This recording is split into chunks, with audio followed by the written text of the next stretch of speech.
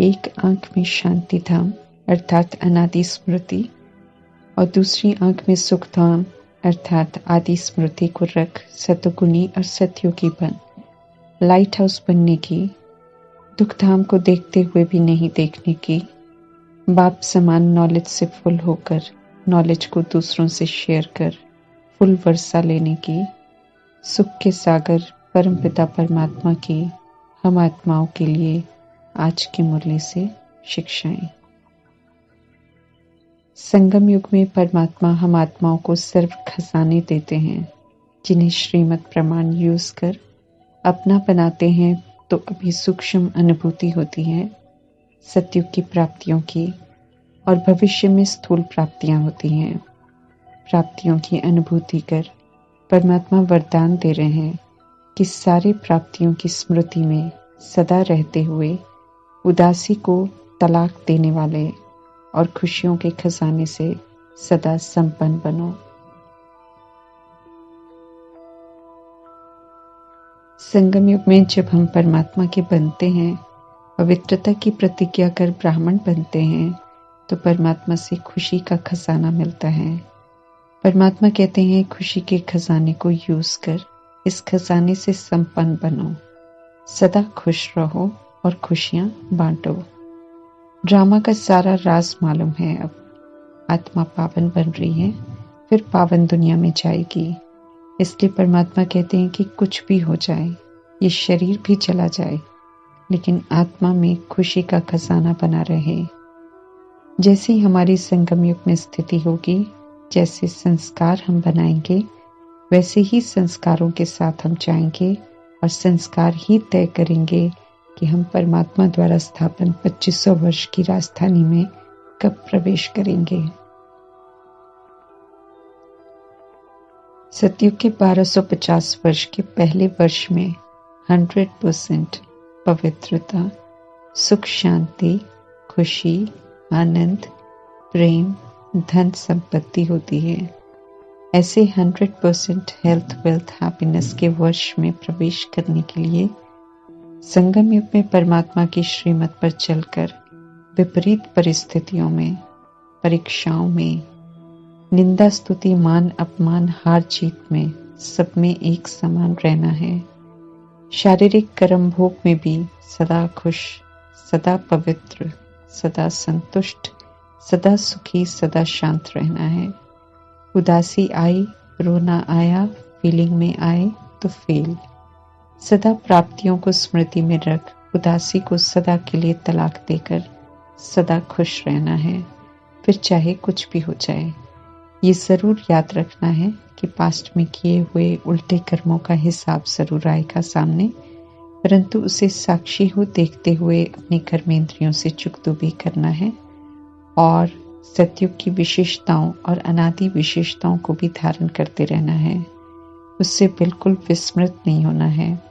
चुकतो होने के बाद हल्के हो जाएंगे। अभी परमात्मा के संग से जो कभी न खत्म होने वाली प्राप्तियां हो रही हैं, उसमें रमण करना है।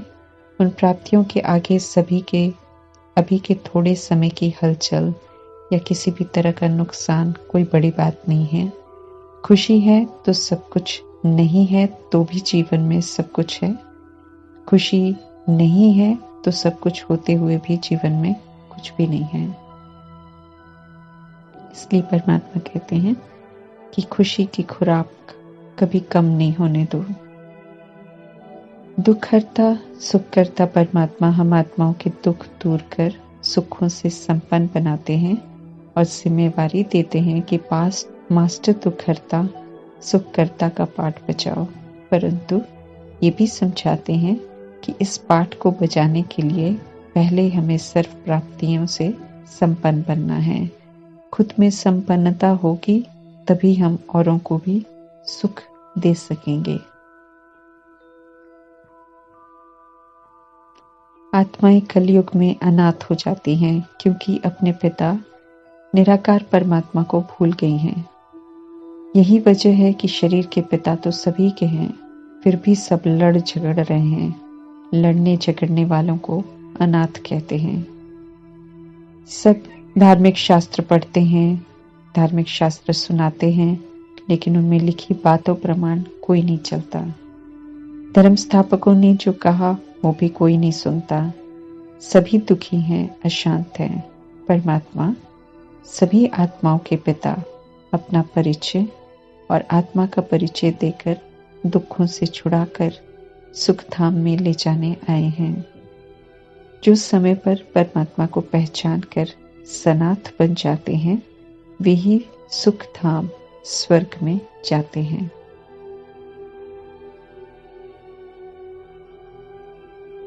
विश्व में शांति स्थापन करने के लिए आत्माओं को दुखों से छुड़ाने आए हैं तो दोनों कार्य संपन्न भी जरूर करेंगे। इसलिए हम आत्माओं को परमात्मा कहते हैं कि धीरज रखो, बेफिक्र रहो। परमात्मा इस समय पिता, शिक्षक, सद्गुरु होने का अपना फर्ज निभा रहे हैं। रावण राज्य से छुड़ाकर राम राज्य में लेकर जाएंगे।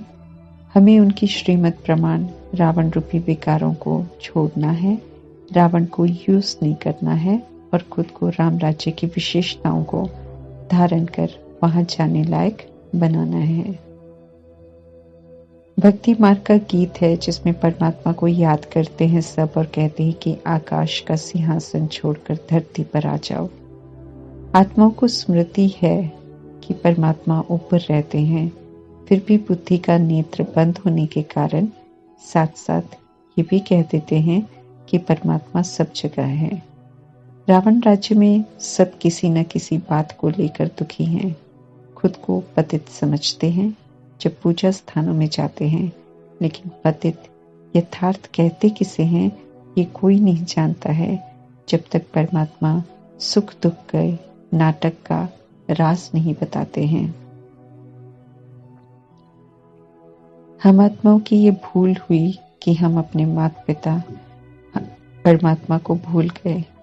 परमात्मा की याद से सनाथ बनते हैं तो प्योरिटी, पीस, प्रोस्पेरिटी सब होती है। गृहस्थ आश्रम बन जाता है जिसमें विकारों की गंदगी नहीं होती है।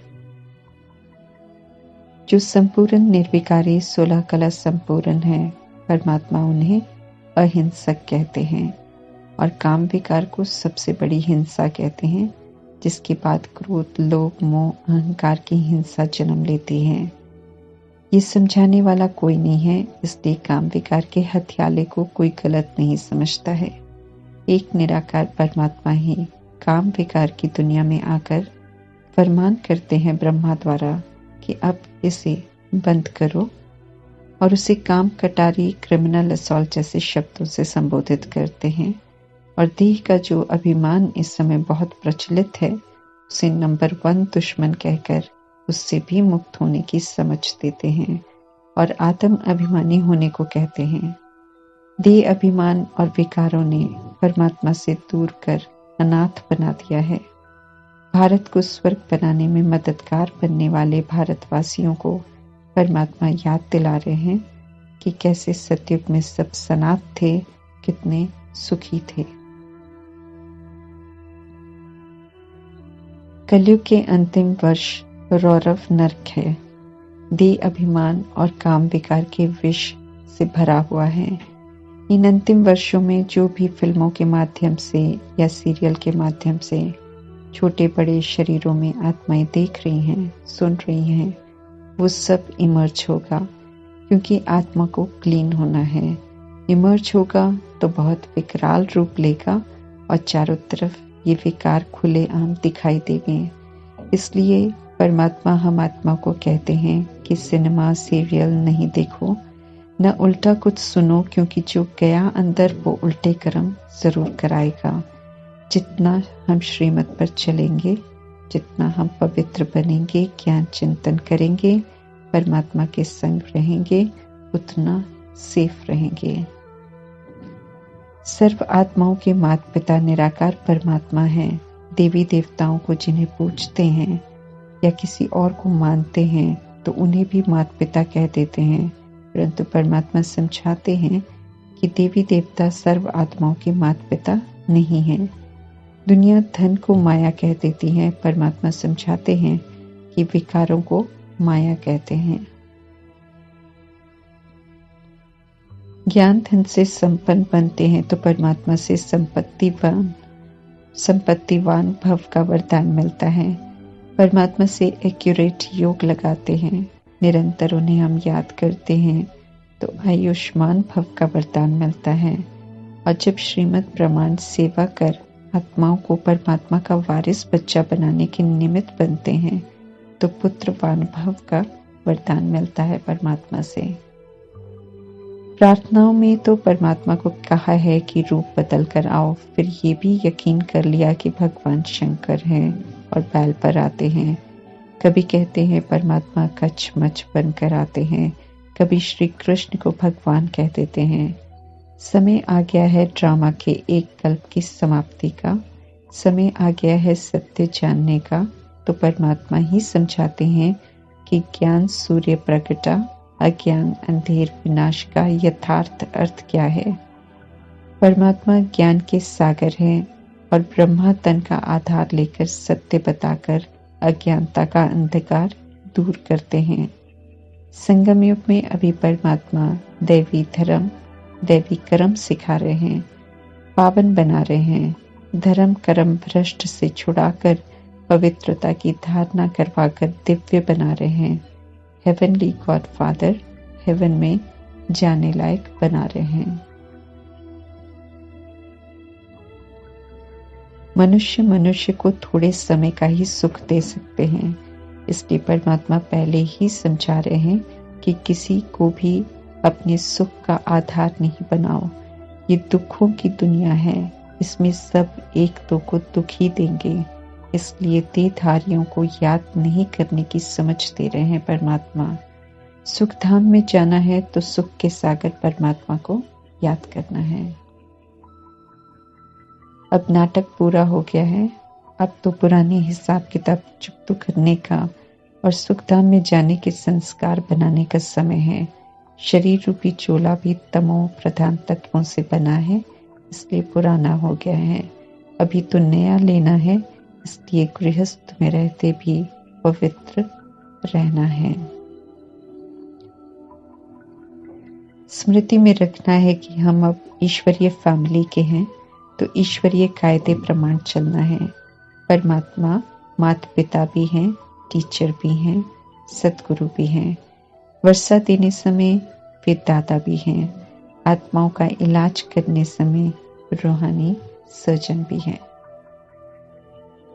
संस्कारों प्रमाण आत्मा जन्म लेती है, इसलिए परमात्मा कहते हैं कि अब दैवी गुणों की धारणा कर प्रैक्टिकल में यूज कर दैवी संस्कार धारण करो। दैवी राजधानी में जाने के लिए पवित्र बनो, उत्तम पुरुषार्थ कर उच्च मर्तबा प्राप्त करो, अच्छी प्रारब्ध बनाओ और अपनी सीट बुक करो, बेहद का सुख लो।